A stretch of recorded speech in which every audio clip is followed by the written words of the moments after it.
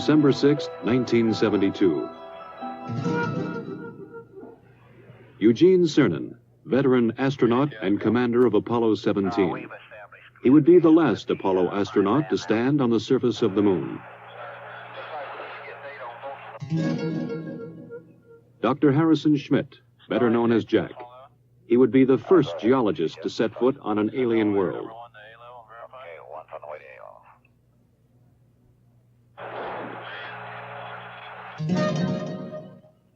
Ronald Evans, command module pilot. He would remain in lunar orbit, operating a battery of experiments that would take this last close look at the moon.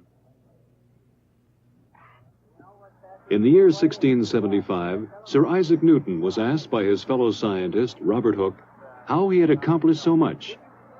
"If I have seen further," Newton wrote, "it is by standing on the shoulders of giants."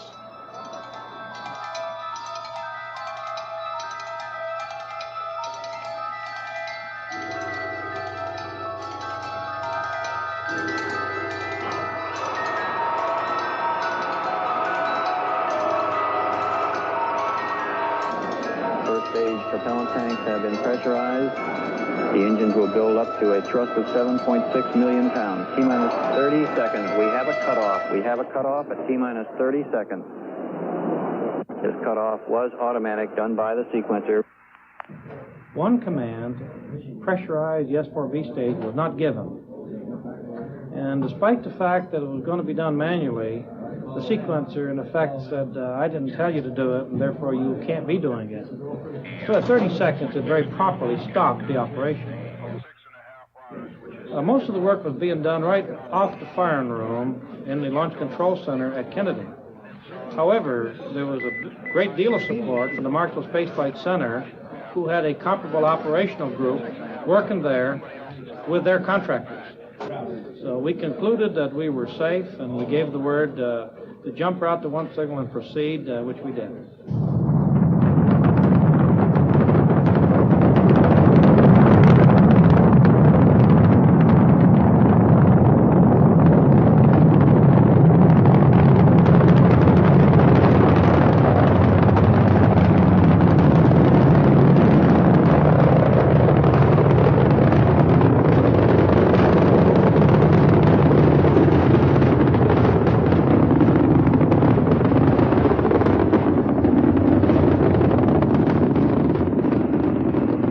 Houston, you are go for orbit. Go for orbit. Those are kind words, Robert. We're go for orbit here.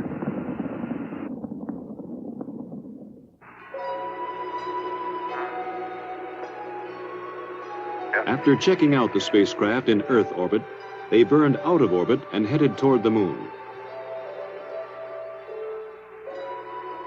Houston, we're right in the middle of a snowstorm.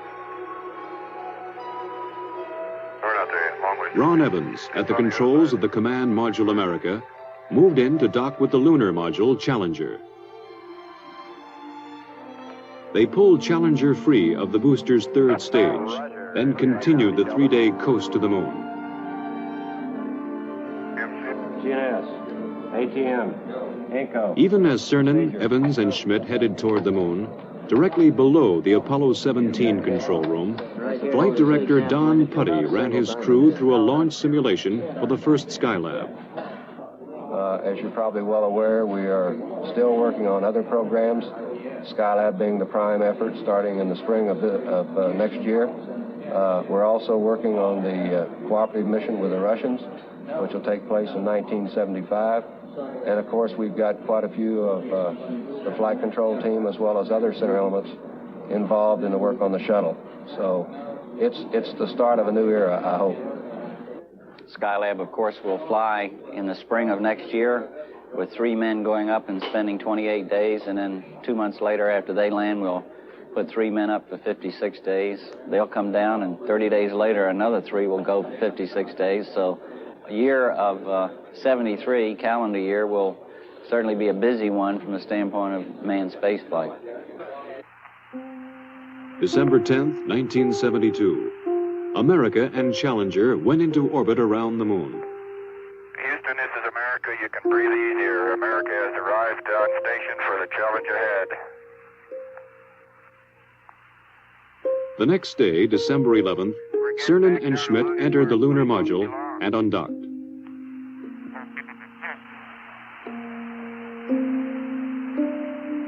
You look just as pretty in Earth light as you do in sunlight.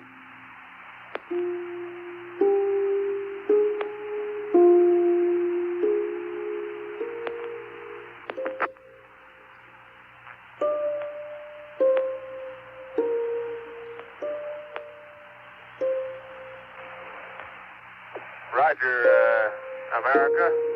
Have a good burn. You're loud and clear.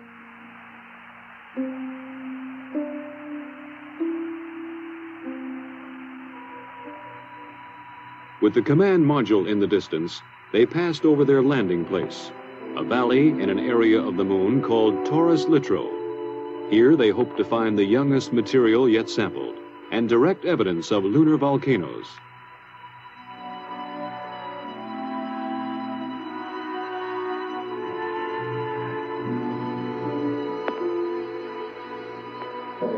You're looking real good, Gene. Right down the line. Oh, man, we're level with the top of the massif now. Okay, stand by for pitch over. Oh, are we coming in? Pitch there it is. Proceeded. And there it is, Houston. There's Camelot. Wide on target. I see it. We got them all. 42 degrees, 37 degrees, through 5,500. 53 degrees. Okay, I've got Marhay, I've got Poppy, I've got the triangle. That's 2,500 feet, 52 degrees. H-dot is good at 2,000. H-dot is good. Fuel is good. Going down at 10, cut the H-dot. The fuel's good. 110 feet, stand by for some dust. Little forward, G. Little forward a little. 90 feet. Little forward velocity. 80 feet. Going down at 3. Getting a little dust. Going down about 2. Very little dust. Very little dust. Stand by for touchdown. Stand by. 25 feet. Down at 2. Fuel's good. 20 feet. Going down at 2. 10 feet. 10 feet. Contact. Stop push. Engine stop. Okay, Houston, the Challenger has landed. Roger, Challenger, that's super. Houston, you can tell America that Challenger is at taurus-littrow. December 11th. Cernan, then Schmitt, left the lunar module to begin their first EVA. As I step off at the surface at taurus-littrow, we'd like to dedicate the first steps of Apollo 17 to all those who made it possible. Their first job was to unload equipment, including their rover, the electric car in which they would drive to the exploration sites. That's beautiful. This has got to be one of the most proud moments of my life, I guarantee you. We thank you very much. As Cernan drove the equipment-laden rover, Schmitt carried the scientific experiments package called ALSEP. Hey, do you need me, Gene? Nope. I'm going to go deploy an ALSEP. Have at it. In Houston, scientists in the science support room watched, correlating and directing their movements. Okay, Bob, I've got my tools of the trade right here. As Schmitt set up the various experiments, Cernan drilled a series of holes, both to collect core samples and to implant experimental probes. Oh, we're out in the ejector blanket of Camelot for sure now. Yeah. Man, it didn't feel like this stuff was that hard. No, I'll get it. I knew there was something I needed to do. Get the jack in over here, other side. Let me put some weight here. Not going anywhere. Oh, he's going slowly, Bill. Very slowly. I'm gonna get this thing out now that I got it. Boys, You know, that's what you call getting down into your work.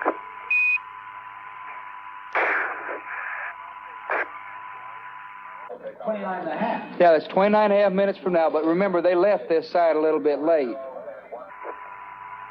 There it is. Okay. Jim, you better make it clear to Parker that we got to pull out. On the moon and on the Earth, they were fighting time now. There are just so many hours of oxygen and water in the backpacks. So many hours of life in the vacuum of the moon. We're up in this area. There you go. Watch that cable. Cable. Oh! Cable. Watch the cable. Cable number 1. You know, they're all fixed, Lee. They'll break the whole world before they'll break the cable this time. With the ALSEP functioning, they left the site for a shortened sampling traverse. Well, many parts of the ALSEP are functioning very well. The heat flow experiment is working excellently. It's transmitting back temperature data. The cooling down is still cooling down from the drilling process, and in a few hours they should be starting to get true heat flow information. Let's see if I can't crack the corner and get that contact. See if I can't get her. Look at the boulders out there. Jesus. It was time to head back to the Challenger, activate experiments, and get back inside. Man. I was strolling on the moon one day in the merry, merry month of December. No, May's the month. May, that's right. May is the year of the month. As the astronauts rested, engineers in 2 nations were working out technical problems of the Apollo-Soyuz test program, the first joint Russian and American space mission. Well, the prime purpose of the Apollo-Soyuz joint mission is to prove out a compatible docking system and demonstrate that we have compatible operational procedures that will let 2 different countries dock in space. I think more than that, it has certainly a symbolic meaning of these 2 large powers learning to work together in space, which I believe are the new seas of mankind, the new frontiers, and work out solutions to problems wherein although we're very competitive, we can still be cooperative and assist each other. And I think that this Apollo-Soyuz program stands for just that. Oh, what a nice day. Oh, funny, there's not a cloud in the sky, except in the Earth. Think that'll stop the dust, don't we? They would have one task before they got to work exploring. The previous day, they had broken a rear fender of the rover. The dust thrown up was causing trouble. Apollo 16 commander John Young had worked that night in a pressure suit on a way to fix the fender. On the moon, the astronauts put it together. The fender section formed from a lunar map, molded with tape, then held in place with clamps from the Lunar Module Telescope. It was a repair that would last the remainder of the mission. Then Schmitt moved out to place one of several explosive packages which would be detonated after they left the moon, mapping the lunar subsurface, much as earthly geologists explore for oil. Cernan would pick him up in the rover for the drive to the first site on this traverse, Station 2. They're somewhere along this rim where they can see. But they're dropping, Bill, so they must be coming across that. We're right where we wanted to be for Station 2, and it looks like a great place. Big blocks. It looks like quite a bit of variety from here. Different colors, anyway. Pretty hard, isn't it? That boulder's going to roll. Man, that is hard. Just don't stub your toe.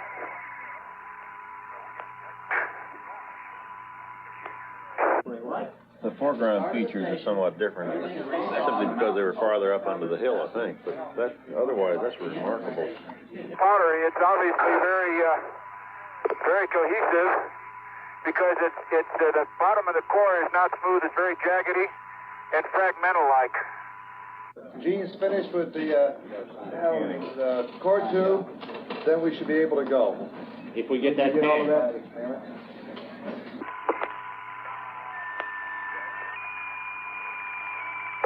Oh, dadgummit. Jack Schmitt having a few problems.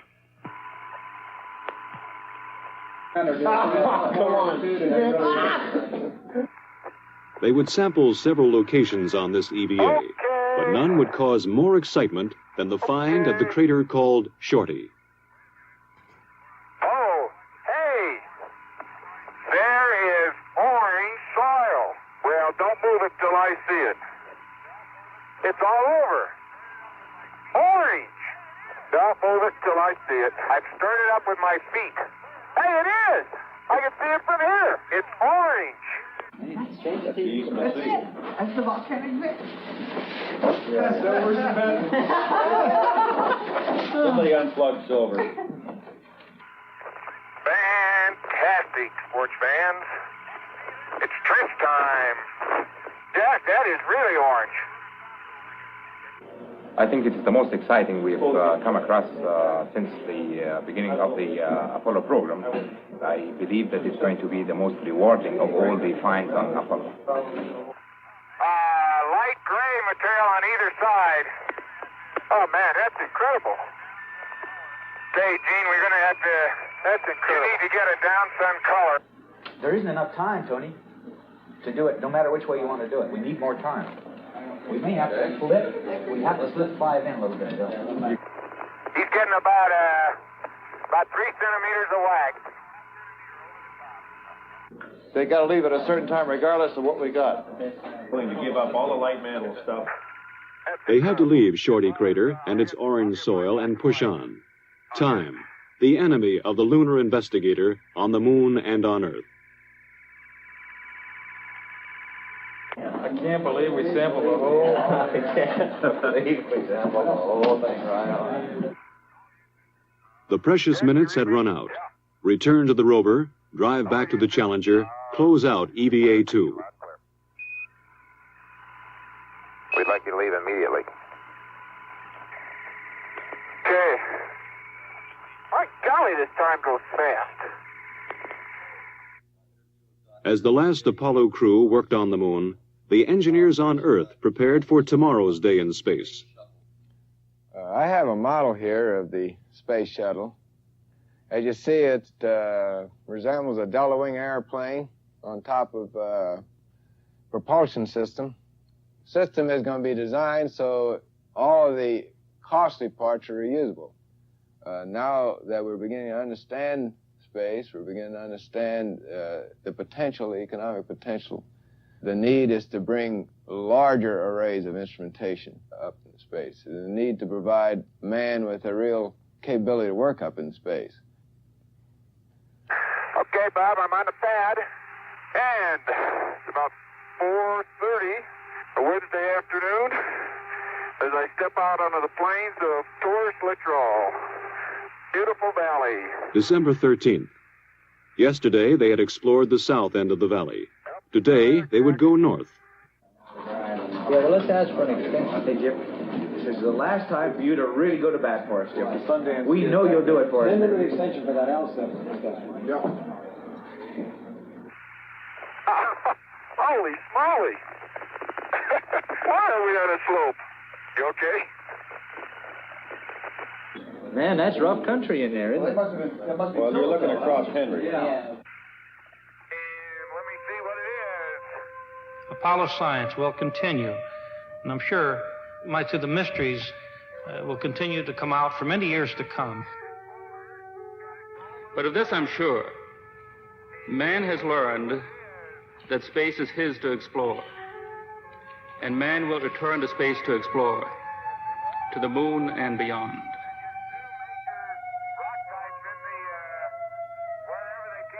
I'm firmly convinced that it's changed the whole basis of philosophy, including religion. I don't think that we've begun to see what the era of spaceflight really is. We've got a long way to go, and I hope I'm living when we leave this solar system on a venture to find another planet Earth.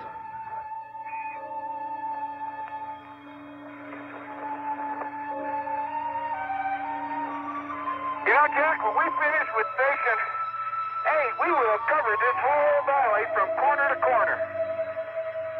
That was the idea. Once more it was time. Gene Cernan and Jack Schmitt returned to the rover to drive back to Challenger. But before they left the surface of the moon, there would be a brief ceremony. It's a rock composed of many fragments of many sizes and many shapes. When we return this rock, or some of the others like it, to Houston, we'd like to share a piece of this rock with so many of the countries throughout the world. We hope that this will be a symbol of what our feelings are, what the feelings of the Apollo program are, and a symbol of mankind that we can live in peace and harmony in the future. And a final word from the last man on the moon. I'd like to just let what I believe history will record, that America's challenge of today has forged man's destiny of tomorrow.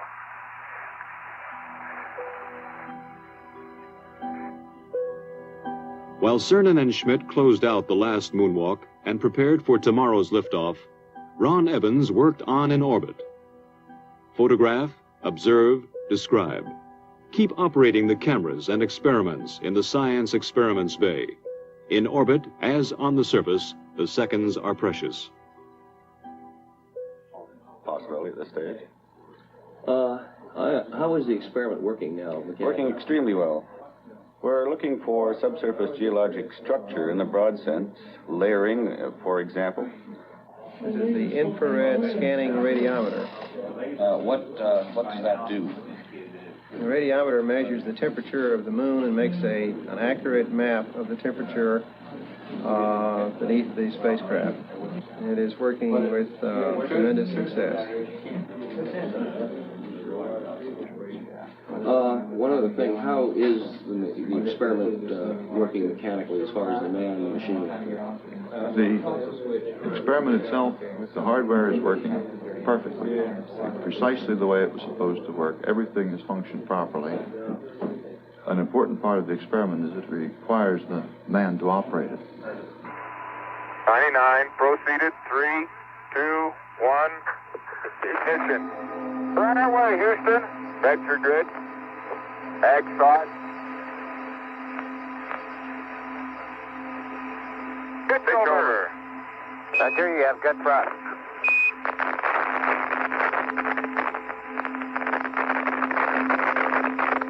Okay, 30 seconds. 308 your number. Take on through 1,500 feet, and H-dot looks good. On the descent stage of Challenger, forever on the moon, they left a plaque reading, "Here man completed his first explorations of the moon, December 1972 AD. May the spirit of peace in which we came be reflected in the lives of all mankind." One revolution later, Cernan and Schmitt caught up with Evans and prepared for docking. Good to see you. Good to have you all back up here. It's been a good trip. Man, that Challenger's a beautiful vehicle. You betcha. December 16th.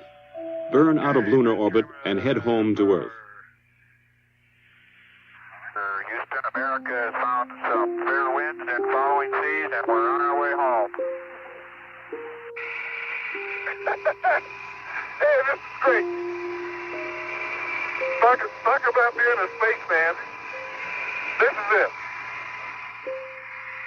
December 17th, 170,000 miles from Earth. Ron Evans left the command module. Hello, Mom. We see you, Ron. Looking great. Okay. Hey, John. How you doing? Hi, Jamie.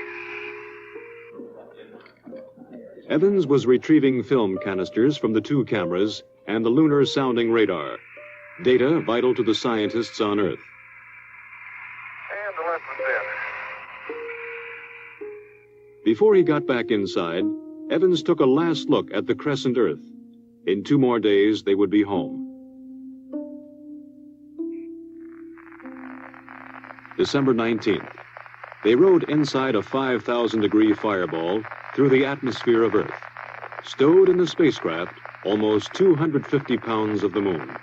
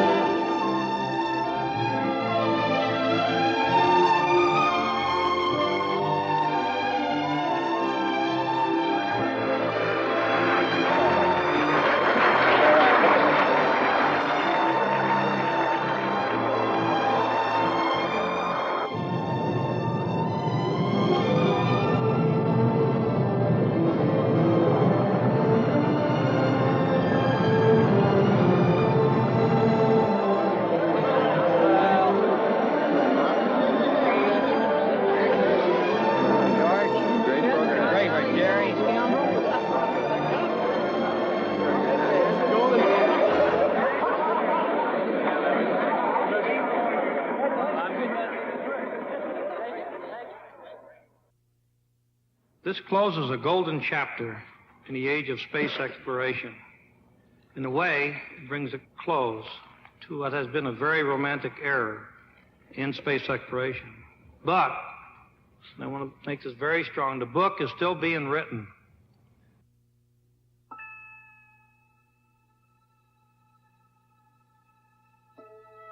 The moon, a lonely world in the absence of man.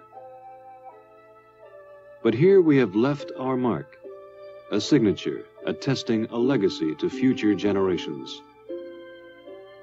We stood on the shoulders of giants and touched the moon.